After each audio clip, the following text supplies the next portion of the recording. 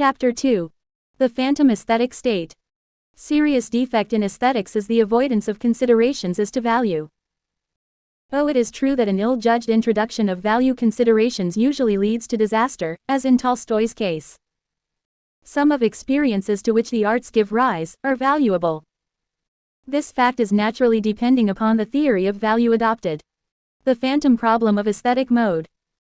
All modern aesthetics rests upon an assumption which has been strangely little discussed, the assumption that there is a distinct kind of mental activity present in what are called aesthetic experiences. The first rational word concerning beauty, spoken by Immanuel Kant. Kant attempts to define the judgment of taste as concerning pleasure which is disinterested, unintellectual. Thus arise the phantom problem of the aesthetic mode or aesthetic state, a legacy from the days of abstract investigation into the good, the beautiful, and the true. Will, feeling, and thought. The temptation, will, feeling, and thought was irresistible. The faculties of capacities are reducible to three. Kant said in Critique of Judgment. The faculty of knowledge. The feeling of pleasure or displeasure. The faculty of desire. These faculties stood understanding, judgment and reason respectively. The faculty of knowledge understanding. The feeling of pleasure or displeasure judgment. The faculty of desire reason. Immanuel Kant's works. 1. Critique of pure reason. 2. Critique of practical reason. 3. Critique of judgment. Sui generis, unique. Between the faculties of knowledge and desire stands the feeling of pleasure, just as judgment is intermediate between understanding and reason. Kant went on to discuss aesthetics as appertaining to the province of judgment, the middle of these three, the first and last having already occupied him in his two other. Critique of pure reason, and critique of practical reason. With the identification of provinces of truth and thought no quarrel arises. Will and good are intimately connected. The peculiar use of emotion by reviewers, and the prevalence of the phrase, aesthetic emotion, is one of them. The objections of feeling, some special mode of mental activity had to be found to which beauty could belong. Truth, object of inquiring activity, intellectual or theoretical part of mind. Good, willing, desiring, practical part. It is true that many of experiences do present peculiarities both in the intellectual interest and in the way development of desires within them takes place, and these peculiarities, detachment, impersonality, serenity. The aesthetic state is the starting point for an inquiry into the values of the arts. X. Rectangular and red in parts, definition of picture. All sorts of experience involved in the values of the arts, and that attributions of beauty spring from all sorts of causes.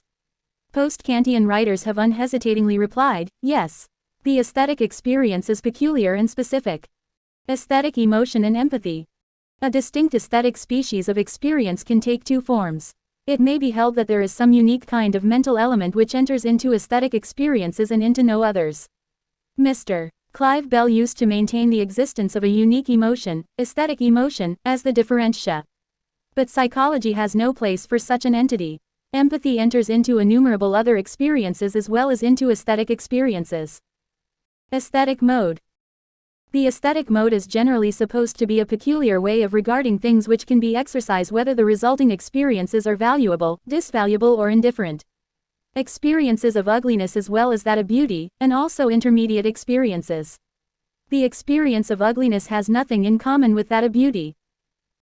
Sense of aesthetic is also found in which it is confined to experiences of beauty and does imply value. A peculiar aesthetic attitude is that it makes smooth the way for the idea of a peculiar aesthetic value, a pure art value.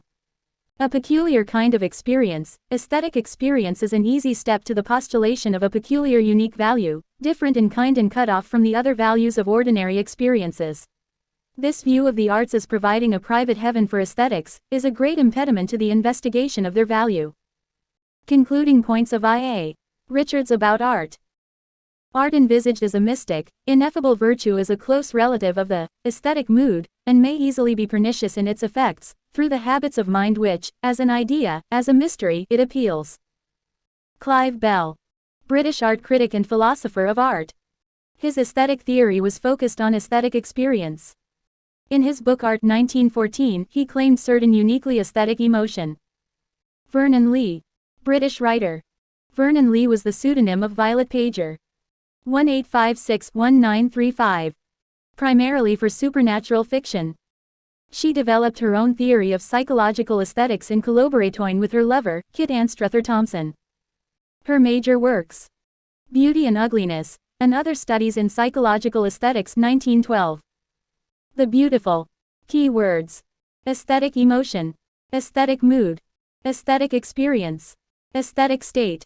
To get Chapter 3, visit trb.springline.in/poly/unit9/. The result was aesthetic, the contemplative activity which is still defined, in most treatments. Vernon Lee, The Beautiful. The alternative notion, that to be beautiful implies a relation entirely sui generis between visible and audible forms and ourselves, can be deduced from comparison between the works of art of different kinds, periods, and climates.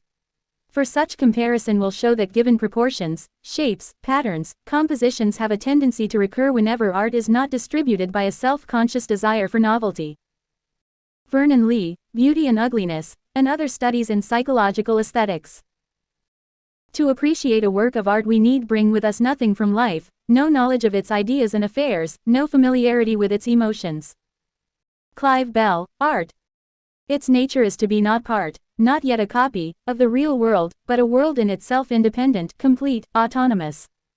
A.C. Bradley, Oxford Lecturer on Poetry.